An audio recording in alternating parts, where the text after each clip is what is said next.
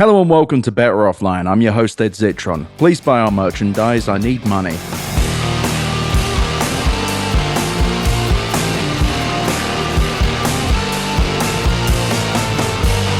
Better Offline. Now, in the last episode, we talked about an unfortunate affliction affecting people in tech where they're prone to spouting these inane, meaningless platitudes. And then the other affliction affecting people in the tech media where they nod along and say, makes sense to me. The thing is, if we actually care about tech, it's upon us to actually challenge these charlatans. We don't have to be mean or rude or harsh. We just have to say, what does that mean, or what exactly do you mean? This is the pro-tech position. It's not about being a hater or a cynic or whatever. It's an essential quality control mechanism that's been sorely lacking, especially in the AI bubble. The problem is that bullshit is a scarily effective mechanism by the shameless and the cynical, and it's managed to bamboozle so many, especially in the media, where the job is, at least in theory, to do the exact opposite of nodding reasonably and saying, that sounds good to me, mate. Let's say the media, not the actually good people who I mentioned by name in the last episode, but slavish lickspittles like Kevin, Roos, and Casey Newton actually want these companies to build powerful AI and believe they're smart enough to do so. Say that somehow, looking at their decaying finances, the lack of revenue, the lack of growth, and the remarkable lack of use cases, they still come out of it and say, sure, I think they're going to do this. The problem with bullshit, like Nadella's word salad buffet and Altman's whatever the fuck he does, is that it allows people, ostensibly smart, reasonable people, to reach these conclusions without having to answer the silly little question of how? How? How? How are they going to do it? Why haven't they done it yet? Why 3 years in are we still unable to describe what it is that ChatGPT actually does and why we need it so badly? Take away how much money OpenAI makes for a second, and indeed how much it loses. Does this product actually inspire anything in you? What is it that's actually magical about this? Other than the fact, Casey, you get to hang around lots of parties, and you too, Kevin, Kevy boy, you get to hang around a lot of parties with a bunch of people sniffing their own farts, like that one episode of South Park with the Priuses. And on a business level, what is it that I'm meant to be impressed by exactly? OpenAI has allegedly hit $10 billion in annualized revenue, essentially the biggest month it can find multiplied by 12, which is, it's not actually that much, really. Considering that OpenAI is the most prominent software company in the world, with the biggest brand and with the attention of the entirety of the world's media. OpenAI allegedly has 500 million weekly active users on ChatGPT, and by the last count, only 15.5 million paying subscribers. An absolutely putrid conversion rate, even before you realize that the actual conversion rate would be monthly active subscribers. That's how any real software company actually defines its metrics, by the fucking way. Why am I meant to be impressed? Why? Because ChatGPT grew fast? It literally had more PR and more marketing and more attention and more opportunities to sell to more people than any company has ever had in the history of anything. Every single industry has been told to think about AI for 3 fucking years, and they've been told to do so because of a company called OpenAI. There isn't a single goddamn product since Google or Facebook that has had this level of media pressure, and both of those companies launched without the massive amount of media and social media that we have today. Having literally everybody talking about your product all the time for years is pretty useful. Why isn't this company making more money? And why are we taking any of these people seriously? Mark Zuckerberg paid $14.3 billion to invest 49% in, but really to acquire Scale AI, an AI data company, as a means of hiring its CEO, Alexander Wang, to run his superintelligence team, and has been offering random OpenAI employees $100 million to join Meta. And they also, by the way, thought about buying both AI search company Perplexity and generative AI video company Runway, and they even tried to buy OpenAI co-founder Ilya Sutskever's pre-product $32 billion valuation company Safe Superintelligence, settling instead to hire its CEO and his venture fund. I just want to be clear. Superintelligence refers to a fictional concept. These people, they may as well be saying they're going to hunt and kill the fucking tooth fairy. I feel like I'm going insane. Hundreds of millions, billions of dollars put into an idea that's fictional. It's like they're trying to make the Ninja Turtles happen. Are they going to capture Santa Claus? Are they finally going to kill Slender Man? Are they going to find the Mario brothers? Are we going to stop the Coopers, Sam Altman? Is Mark Zuckerberg going to kill... Who was the bad guy from Sacrifice? Anyway, we'll get back to that later. When you put aside the big numbers, these are the actions of a desperate dimwit with a failing product trying to buy his way to make generative AI into superintelligence. And by the way, just want to make it clear, the chief AI scientist, Jan LeCun, they call him Jan LeCun, says it isn't going to work. Generative AI isn't going to make superintelligence. Marky Mark, you're going to listen to the people you fucking hired who just jack off and give people too much money. I'll take $100 million, mate, while you're out there. But by assuming that there's some sort of grand strategy behind these moves beyond if we get enough smart people together, something will happen, the media helps boost the powerful's messaging and buoy their stock valuations. You are not educating anybody by humoring these goofballs. In fact, the right way to approach this would be to ask Meta a very simple question. Why does a multi-trillion-dollar market cap company with a near monopoly over all social media spend billions of dollars in what appears to be a totally irresponsible way? No need to do that. No need to think these big thoughts that might make people uncomfortable. No. We just need like 10 or 15 different articles suggesting that Mark Zuckerberg is a genius and we're watching him be a genius. Anyway, putting that aside, what exactly is the impressive part of generative AI? Again, I'm coming back to this. The fucking code? Enough about the code. I'm tired of hearing about the code. I swear to God, you people think that being a software engineer is only fucking coding, and that it's fine if you ship mediocre code, as if bad code can't bring down entire organizations. What is it you think a software engineer does? Is all they do code? If you think the answer is yes, you are wrong. Human beings may make mistakes in writing code, but at least they know what a mistake looks like, which a generative AI does not, because a generative AI doesn't know what anything is or anything at all because it is a probabilistic model. Congratulations, you've made another way in which software engineers can automate parts of their jobs. Stop being so fucking excited about the idea that people are going to lose their livelihoods. It's nasty and founded on absolutely nothing other than your adulation for the powerful. These models are dangerous and chaotic, built with little intention or regard for the future, just like the rest of big tech's products. ChatGPT would have been a much smaller deal if Google had any interest in turning Google Search into a product that truly answered a query, as opposed to generating more of them to show more impressions to advertisers. A nuanced search engine that could look at a user's query and spit out a series of websites that might help answer a question, rather than just summarizing a few of them for an answer or just giving you a series of SEO articles. And if you ever need proof that Google just doesn't know how to fucking innovate anymore, really look at those AI summaries. It's a product that both misunderstands search and why people use ChatGPT as a search replacement in the first place. While OpenAI may summarize stuff to give an answer, it at least gives something approximating an answer rather than a summary that feels like an absentee parent trying to get rid of you and then throwing $20 at you in the hopes you'll leave them alone. And even when it does answer shit, it does so in this very peculiar way and gets very obvious things wrong. I looked up the pricing for Claude, the Anthropic. I looked up for what the price of Claude Code was, and it was like, $60. There's no $60 plan that I could find on Anthropic. Maybe one of the Teams plans? Anyway, Google Search makes them like $100 billion a year. It's fucking insane.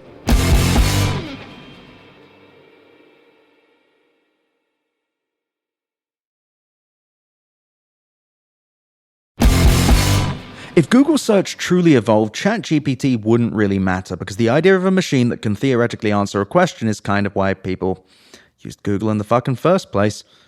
Why doesn't the state of Google dominate tech news, just like how random ketamine-fueled tweets from Elon Musk do? Why aren't we collectively repulsed by Google as a company? And why aren't we collectively repulsed by OpenAI? No matter how big ChatGPT is, the fact that there's a product out there with hundreds of millions of users that constantly gets answers wrong is genuinely worrying for society. And that's before you get to the environmental damage, the fact it's trained its models on hundreds of millions of people's art and writing. And I don't know, the fact that it loses loses like billions of dollars, probably more like $12 billion a year. It's planning to lose over $100 billion a year before becoming profitable. And they can't even explain how it become profitable.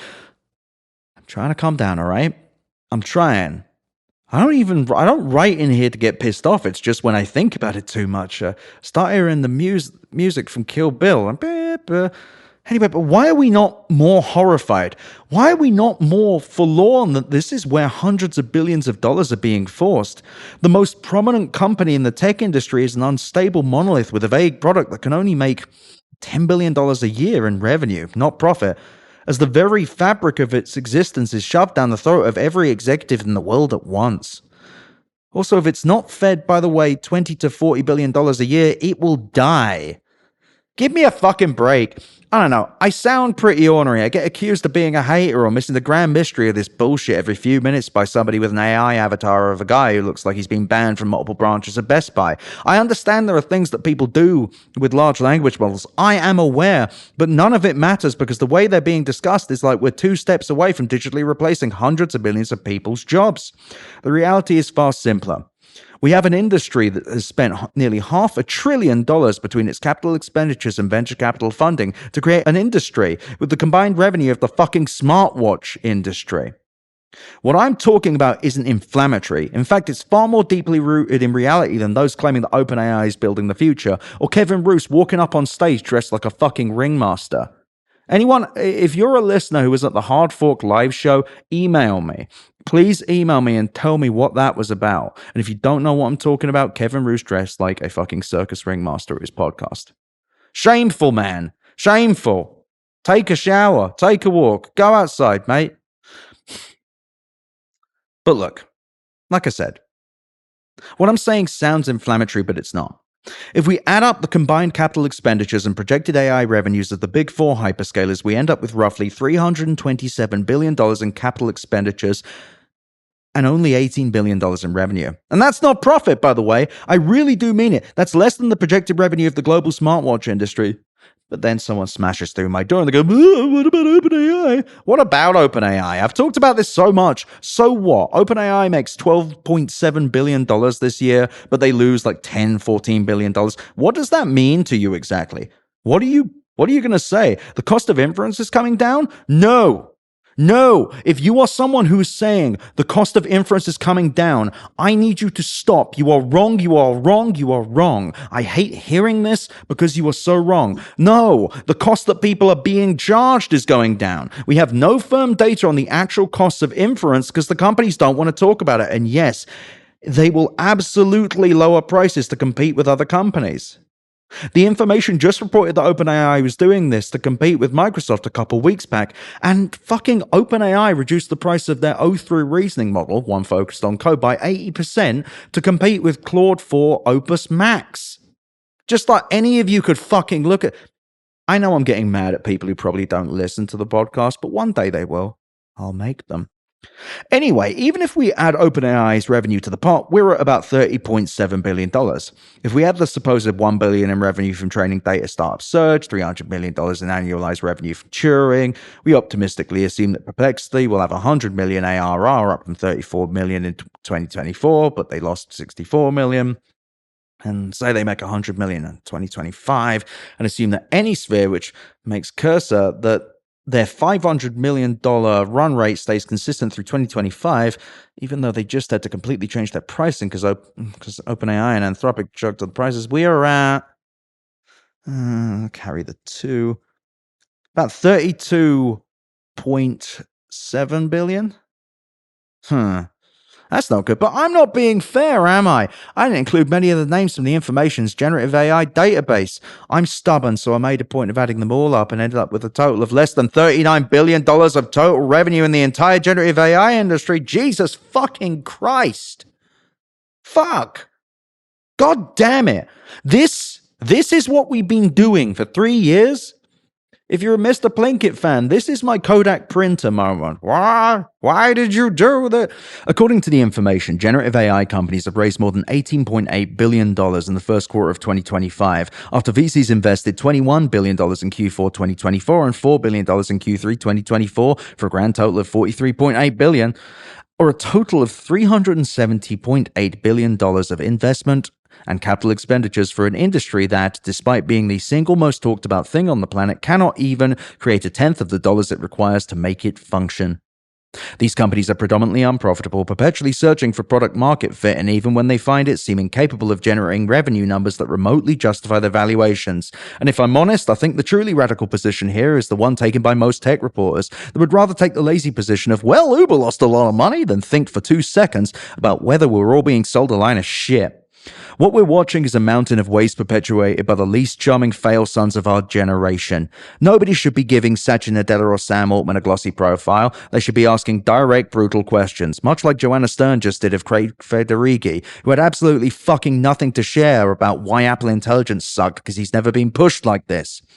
Put aside the money for a second and be honest. These men are pathetic, unimpressive, uninventive, and dreadfully, dreadfully boring. Anthropic's Wario Amadei and OpenAI's clammy Sam Altman have far more in common with televangelist Joel Osteen than the level at which Steve Jobs or any number of people that have actually invented things, and I know about Steve Jobs. And they got that way because we took them seriously instead of saying, wait, what do you mean?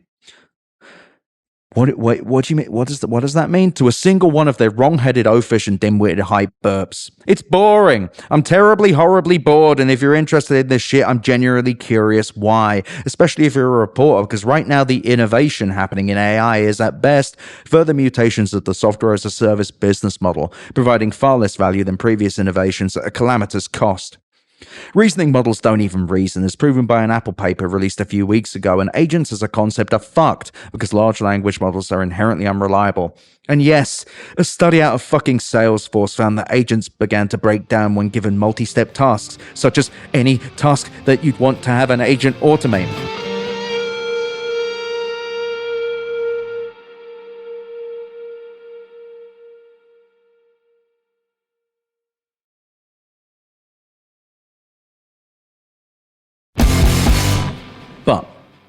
But, I have one radical suggestion. Let's start making fun of them. Let's start making fun of these people. They're not charming. They're not building anything. They've scooted along amassing billions of dollars, promising the world and delivering you a hill of shit. They deserve our derision, or at the very least our deep unerring suspicion, if not for what they've done, but for what they've not done. Sam Altman is nowhere near delivering a functioning agent, let alone anything approaching intelligence, and really only has one skill: making other companies risk a bunch of money on his stupid fucking ideas. No, really. He convinced Oracle to buy $40 billion of NVIDIA chips to put in the Abilene, Texas Stargate data center, despite the fact that the Stargate organization is yet to be formed, as reported by The Information. SoftBank and Microsoft pay for all of OpenAI's bills, and the media does his marketing for him. OpenAI is, as I have said before, a banana republic. It requires the media and the markets to make up why it should exist. It requires other companies to pump it full of money and build its infrastructure, and it doesn't even make products that matter, while Sam Altman constantly talks about all the other exciting shit that people will build that never seems to get built. You can keep honking off about how it will build the API that will power the future, but if that's the case, where's the fucking future exactly? Where is it? What am I looking at here? Where's the economic activity? Where's the productivity? The returns suck. The costs are too high. Why am I the radical person saying this? This entire situation is goddamn ridiculous, an incomparable waste, even if it somehow went to the green. For the horrendous amounts of capital in generative AI to make sense, the industry would have to have more revenue than the smartphone and enterprise SaaS market combined, rather than less than half of the mobile gaming industry. Satya Nadella, Sam Altman, Wario Amadei, Tim Cook, Andy Jassy, they deserve to be laughed at, mocked, or at least very heavily interrogated, because their combined might has produced no exciting or interesting products outside of, at best, what will amount to a productivity upgrade for integrated development environments and faster ways to throw out code that may or may not be reliable. These things aren't nothing, but they're nowhere near the something that we've been promised. So I put it to you, dear listener, why are we taking them seriously? What is there to take seriously other than their ability to force stuff on people and make money doing so? And I want to ask you a question. How do they manage to keep doing this? They always seem to find new growth every single quarter without fail. Is it because they keep coming up with ideas, or is it because they keep coming up with new ideas to get more money? A vastly different choice that involves increasing the prices of products or making them worse so they can show you more ads. My positions aren't radical, and if you believe they are, your deference to power disgusts me. In any case, I want to end this episode with something a little more inspirational, because I believe things can change when regular people feel stronger and more capable. I want you to know that you are fully capable of understanding all of this. I don't care if you think you're not a numbers person or you don't really get business. I don't have a single iota of economics training, and everything you've ever heard me say or read me write has been something I've had to learn, and I really mean that. I was a layperson right up until the time I learned this stuff. Then I became a stuff knower, just like you can be. The tech industry, the finance industry, the entire mechanisms of capital want you to believe that everything they do is magical and complex, when it's all far more obvious than you believe. You don't have to understand the entire fundamentals of finance to know how venture capital works. They buy percentages of companies at a valuation that they hope is much lower than the company would be worth in the future when they sell or go public. You don't need to be technical to know that large language models generate a response based on billions of pieces of training data, and by guessing at what the next bit of text or thing might be in a line should be based on what they've seen in the model previously. These people love to say things like, but didn't you see, and present some anecdote, when no anecdote will ever defeat the basics of your business does not make enough money, the software does not do the things you claim it's meant to, and you have no path to profitability.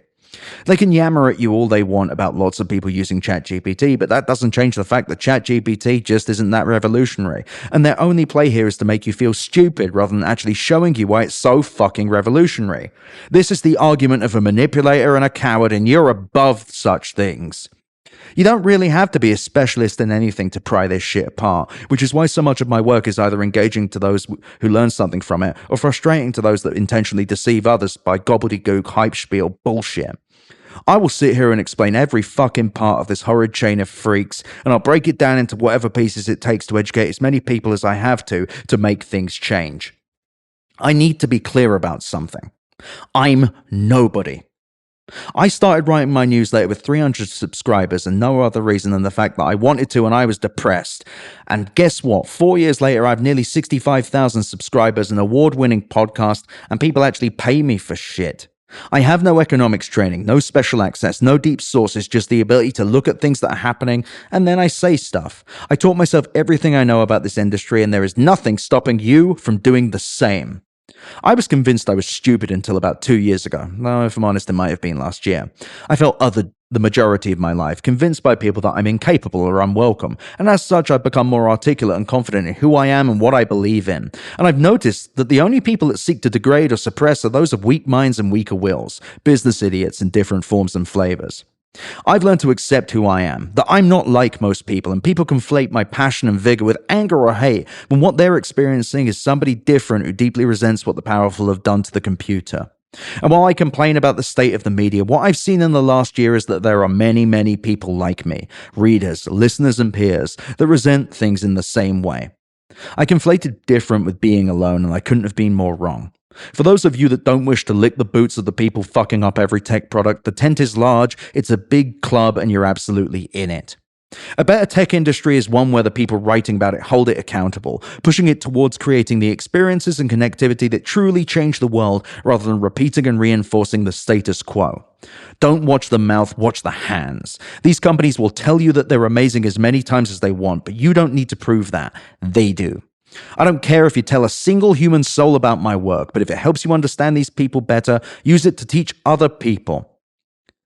Now, these tech executives, they may seem more powerful, but they've built the rot economy on a combination of anonymity and a placant press. But pressure against them starts with you, and those you know understanding how those businesses work, and trusting that you can understand because you absolutely fucking can. Millions of people understanding how these people run their companies and how poorly they built their software will stop people like Sundar Pichai from being able to quietly burn Google search to the ground.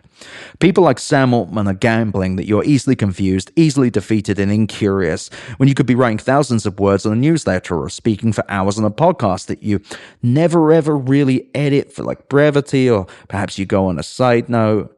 You ever hear Killer Be Killed? Great metal band. You should give him a listen. Anyway, I know it sounds smaller and like your role is even smaller than that, but the reason they've grown so rapaciously is driven by the sense that the work they do is some sort of black magic, when it's actually really fucking stupid, boring finance stapled onto a tech industry that's run out of ideas. You are more than capable of understanding this entire world, including the technology along with the finances that ultimately decide what technology gets made next. These people have got rich and famous and escaped all blame by casting themselves as somehow above us. But if I'm honest, I've never looked down on somebody quite as much as I do the current gaggle of management consultant fucks that have driven Silicon Valley into the ground. You're actually smarter than them. You can learn all of this, and I'm here to help you every fucking week. Thank you for your time.